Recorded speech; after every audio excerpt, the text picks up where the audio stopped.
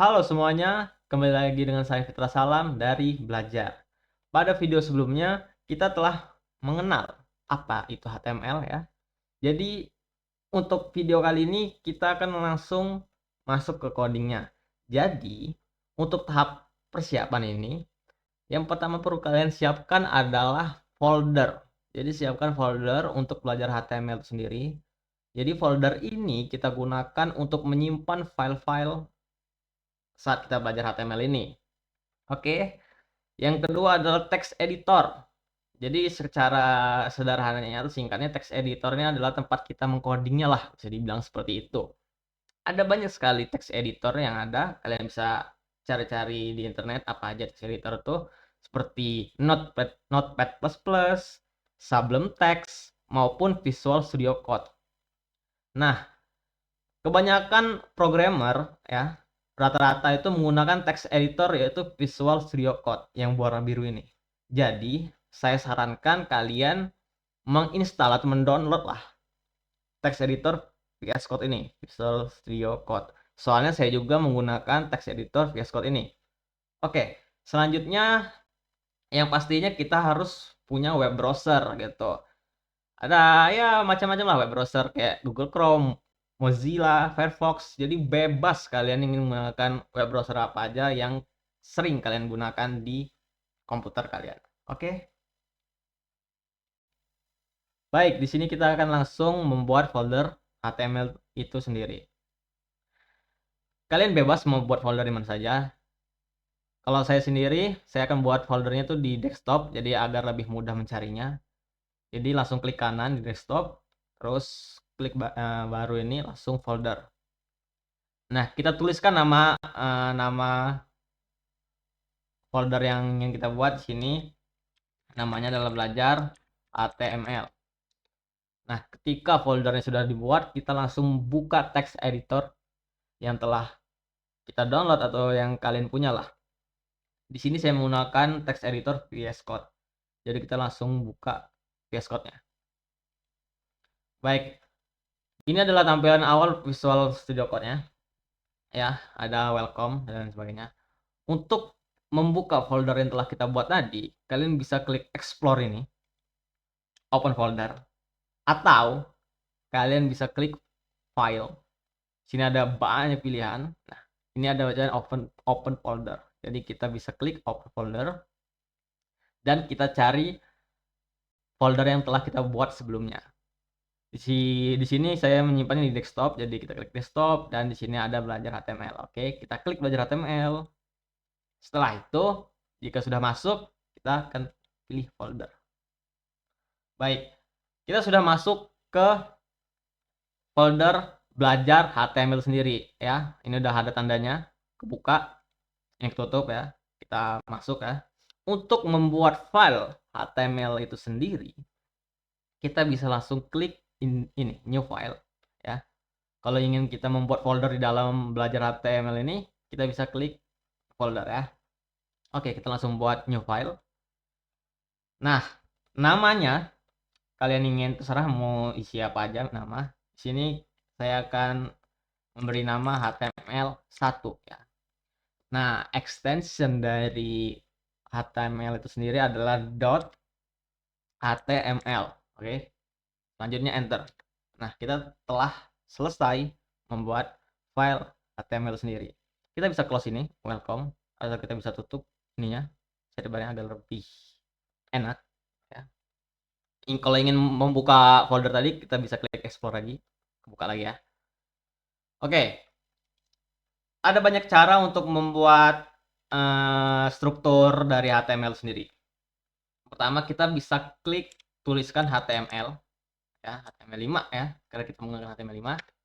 Nah, ini adalah struktur atau format khusus lah dari HTML sendiri, ada head maupun body ya. Nah, apa sih yang kayak meta ini? Mungkin untuk saat ini kalian tidak perlu pusing mikirin ini ya, karena mungkin nanti kita akan belajar lah seiring dari video-video yang akan datang ya, tentang meta ini apa gunanya dan lain sebagainya ya. Nah, jadi sini ada tag pembuka seperti yang saya jelaskan kemarin, tag penutup. Nah, di meta ini tidak ada tag penutup kan, jadi tidak ada sini, tidak ada slash garis miring meta. Title ya. Oke, jadi ini semua adalah struktur dari HTML sendiri. Atau kalian bisa membuat lain snippetnya, misalnya dengan tanda seru satu, kemudian enter ya. Atau kalian bisa hapus lagi tanda seru, klik tab. Jadi bebas, tab, enter, bebas, kalian bisa pilih apa aja. Oke, sama aja. Nah,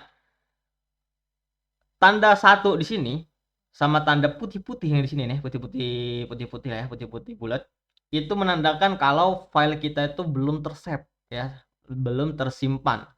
Jadi file HTML ini belum tersimpan. Untuk menyimpan file ini kita bisa Ctrl S ya, atau klik file tadi, klik save. Oke, nah ini artinya file kita sudah tersimpan ya. Nah, di VS Code ini sendiri juga kita mempunyai fitur auto save ya. Jadi kita tidak perlu capek-capek Ctrl S ya, atau klik file terus save. Jadi kita langsung centang aja di sini ada auto save ya. Atau mungkin buat kalian yang tidak ingin mengaktifkan fitur auto save juga tidak apa-apa.